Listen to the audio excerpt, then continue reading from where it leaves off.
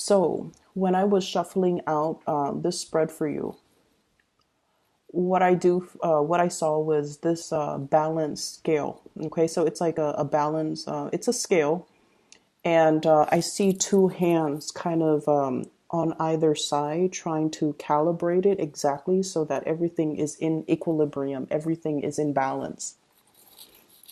And so that's what I saw. And the other thing that I'm seeing as well is, and I'll go to back to the first image in a little bit, but I want to get the descriptions out of the way so that I don't forget. The other thing that I'm seeing as well is I see this woman. She is wearing like she looks like she's a Puritan. Like it looks very Wild West, almost like Oregon Trail looking landscape. Okay, so there are mountains in the background. It's nighttime, and she's wearing a bonnet, and she has a bonfire going, and she has some meat grilling on a spit, and she's like taking her time tending to it and kind of like rolling it so then it's cooking evenly. So you know that she's spending a lot of time trying to do that, and then this man walks by and he tears a chunk out of it and he just eats it and then he walks away without even, a thank you, without even offering anything to her, and and she doesn't seem upset. She just kind of looks down and then she continues to kind of turn it until it's ready. Okay. So those are the two images that I saw. And so I feel like there is a major the thing that we're dealing with for the rest of January, there's a major theme about reciprocity, about the give and take, about balancing out responsibilities, also about karmic justice in this spread. And I feel like some of you have been dealing with somebody who is a little bit opportunistic, okay? They're kind of like pulling the wool over your eyes, or they are doing this with everybody. Okay, it's almost like somebody who is quite manipulative, deceptive. They put on the air that they put on airs that they are a certain way, and what you know to be true is very different. I feel like there have been instances where this person it's almost like getting warnings, okay? And I usually believe that whenever the universe has a message for us, messages comes in three, messengers come in three, and if we ignore it, the signs get bigger and louder and more recognizable and more difficult to ignore. And so I feel like this has been like an ongoing issue with this person, where they're very deceptive, they're very opportunistic. And I feel like, they'll take and take and take and take because they, deep down, they only care about themselves. And they have this mentality that like, well, the other person's giving, so why don't I just take?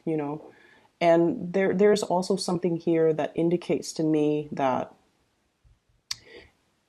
if we give to somebody because we love them, because we care about them, the way they look at it is, oh well, the other person's giving, so why don't I just take?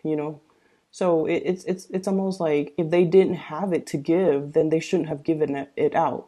So you're dealing with somebody who is, lacking in awareness, lacking in consideration. Okay, they could be younger, like they could be a little bit more childlike, where they're a little bit more self-absorbed. They don't really understand the rule of things. They don't understand reciprocity just yet. Or you're dealing with someone who's opportunistic, and they just that's just the energy that they're exuding. And so, they will always, ask for assistance. They will always ask for help. They will always kind of like not want to do the responsibilities on their own. And I also feel like it's someone who's a taker in the financial sense, okay? So what we have here is the Five of Pentacles, hands outstretched. Somebody that you're dealing with is wanting, the assistance, wanting the financial assistance, needing help, or constantly asking because they might have poor time, money management skills. I'm seeing as well for some of you, Virgos, you guys are really, really, really kind people. You're very, very kind people. But like with all acts of kindness, I feel like, you want to devote your energy and your resources and your time to help people who are willing to help themselves. If someone has fallen on hard times, of course you want to help them out, right? And then you hope that, not because you want anything in return, but you hope that, oh, they're dealing with a bump in the road. So if I help them, they're going to overcome it and then they'll be okay. And then there are people where they make really bad decisions over and over and over and over again, and they don't learn. And you feel like if I help them, they're never going to be able to help themselves. They're never going to be able to, learn responsibility. So I feel like some of you have been dealing with this and you're coming to the realization that the other person's taking me for a ride. And if I keep helping them, it doesn't teach them responsibility. In fact, it's enabling this type of behavior. So I'm going to put a stop to it. So you have somebody here that's like, woe is me, okay? Three of Swords. It's not my fault. It's somebody else's fault. It's almost like, can't you see what's happening to me? And it's lacking in the ability to take on responsibility, to accept our responsibilities, to accept that we somehow contributed to this situation and we're here now, but we don't accept responsibilities and we cast the blame on other people. So I feel like you're kind of stealing up, or you are trying to show somebody, some tough love. You're trying to let somebody learn their karmic lesson. Okay, this is not about spite. This is not about vindictiveness. This is not about turning our back on a person that needs help. This is more about dealing with someone specifically where they're not really seeing or taking ownership of their actions, and over and over and over and over again, they're not able to connect that, you know what, I created these problems, I'm going to have to fix it. So I feel this energy here about you detaching yourself, about you telling the other person, I can no longer help you. However, I have these resources or these people that you can get assistance from. Or, if you want something, you have to work for it. Okay. So for those of you who are dealing with this in children, somebody wants somebody cuts corners. I feel somebody cuts corners. They want the easy way out. They don't want to, learn delay gratification and, self-discipline and, work hard so that you can be proud of your work. They just want to cut corners. And I feel like you're kind of telling them in very, few words, like, if you want to get money for that, you have to work for it. Okay. So I feel like you're kind of drawing the line, and you're being very firm with another person. I also feel as well for some of you, this honestly, I don't feel a lot of children. I feel like it's somebody who's an adult. Okay. It's somebody who is like over the age of 18. It's almost like from your perspective, you feel like they should know better. And you're sympathetic. I feel like you care about this person.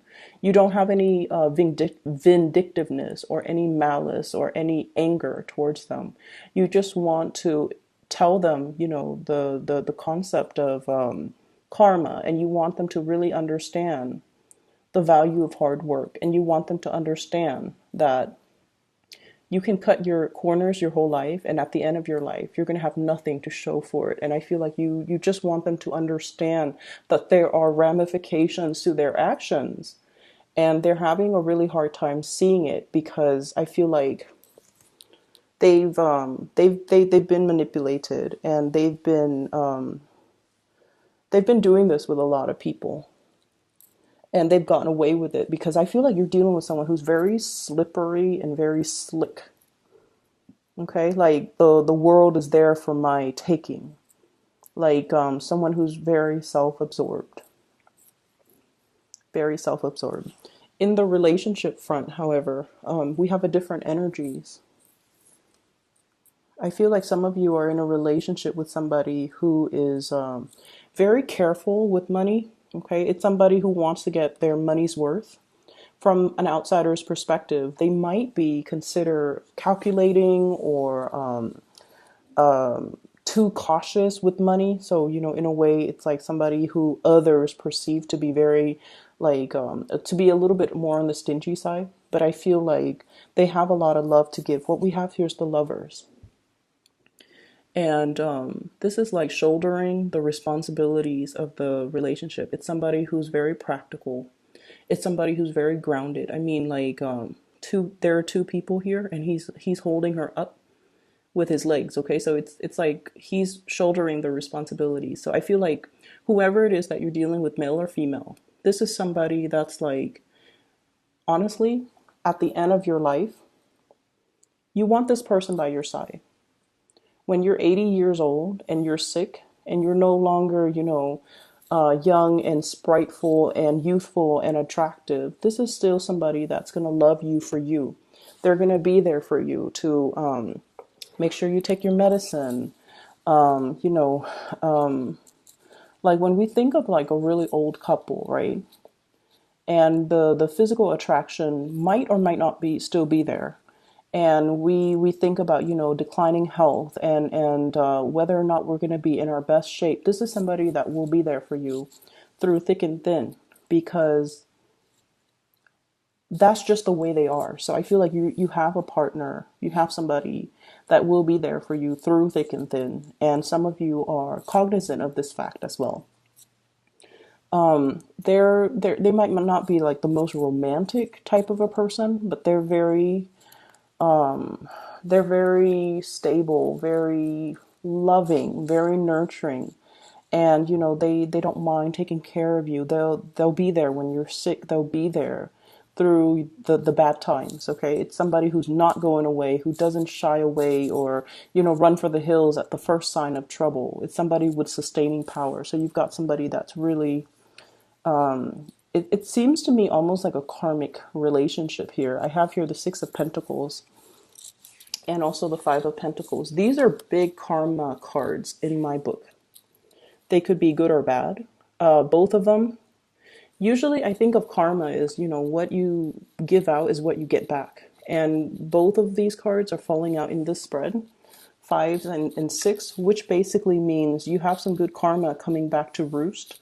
And then if you're dealing with this karma from the other person who's not really learning responsibility, then I definitely feel like that might be associated with their energy. But aside from that, I feel like there might be a karmic relationship. It's somebody who, the two of you are learning a lot from one another. And I feel like, honestly, I feel like the other person, Virgos, like I mentioned before, I feel like you're turning your back, right?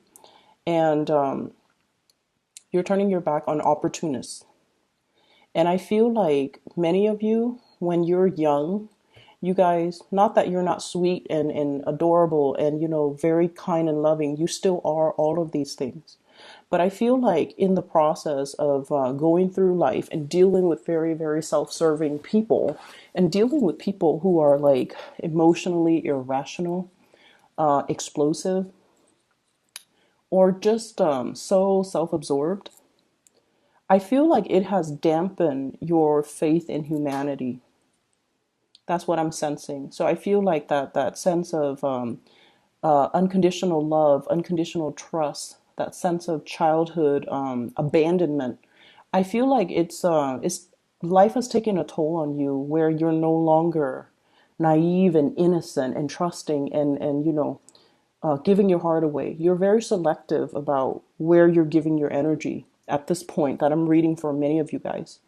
And I feel like the other person that's in your life, yes, they're calculating, yes, they're practical, yes, and all of these things. But they have like a calmness about them. where they have a really good understanding of human character. They have a really good sense of, we're all humans. We make mistakes. This person might be an opportunist, but they probably grew up with a lot of people that were like that, and that's why they're like that. So this person is giving you a sense of wisdom. They're kind of broadening your worldview. They're able to show you kind of like another side of looking at a situation or looking at a person. And I feel like they're teaching you a lot about, generosity. Not so much financial generosity, although for some of you it could be, but they're teaching you about like the generosity of the spirit, okay? Which is, many of you are very hard on yourself, okay? You're perfectionistic. You beat yourself up when you do something wrong. And the thing is, when we're really hard on ourselves, we're also very hard on other people. Okay, right? So the other person that you're dealing with here, this is either a lover, a relationship partner, somebody you're interested in. I feel like they're very forgiving. They're very forgiving. They understand that we all have flaws. They understand that we don't always up in the best environment. And so hate the action of the person, but don't hate the person. And they're teaching you to not be so harsh. That's what I'm seeing. They're teaching you about that, spiritual generosity. Don't be so hard on other people because it's a reflection of how hard you are on yourself. Don't be too critical of other people because you are very critical of yourself. And, accept the flaws, accept that things are not always perfect, accept that we're human. And so I feel like there is a very uplifting situation happening here where somebody is showing you a different perspective, a different side of a situation. And I feel almost like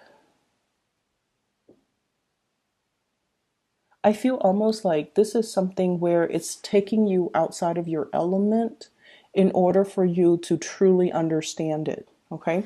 What I have here is the Knight of Wands. This is like rushing in, arguments, defending a situation, defending our beliefs, fighting on a moral ground. So, for example, if you're holding back your generosity because the other person is just like taking advantage of it, they're not learning. And you're just like, no, I'm going to hold my ground because this is about the principle. This is not about, giving the money or being generous. This is about letting the other person kind of learn their lesson. And then I feel like there's something here about, standing your ground, fighting something on a matter of principle, like it's the principle of work ethics. It's the principle of not taking the easy way out. It's the principle of hard work and, delay gratification. These are the things that you really want the other person to understand. And I just feel like there is a paradigm shift here where it requires you to kind of step out of your element and to really understand where the other person is coming from. I have here the Queen of Wands and the Knight of Wands. I usually think of this as a family unit. And I usually think of this woman, this Queen of Wands, as somebody who's very caring, and she's also very protective, and she's also very, it's almost like that mother's love type of energy. Okay, mother's love, like mother's forgiveness, a mother's unconditional love, seeing the other person as a person. We can hate the trait in the other person, but we really shouldn't discredit the person. We really shouldn't discredit their humanity. So I feel like you're dealing with someone who's really, really changing your worldview. And we have the world as well. And they're teaching you a lot more about forgiveness. They're showing you to be more understanding. They're showing you to be more forgiving. And I feel like they're showing you to be all of these lessons that you're learning from the other person.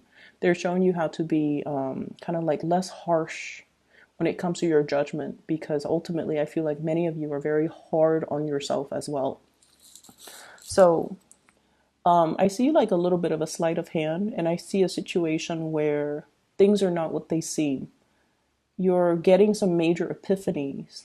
It's almost like this person is like this, but or under harsh conditions, they're like this. So I feel like you're seeing really, really good sides to people, okay? And I feel like there might be, it's almost like, whoa, I thought things were one way, but then now things are turning to be a different way. But I feel like it's a turn in a better direction, all right? Let me see if there's anything else. So what I have here is this King of Swords, and I want to see if this is the opportunist that you're dealing with or somebody else. Okay, give me just a moment.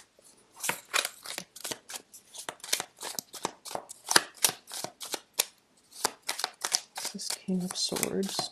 So I have an air sign, Aquarius, Gemini, Libra.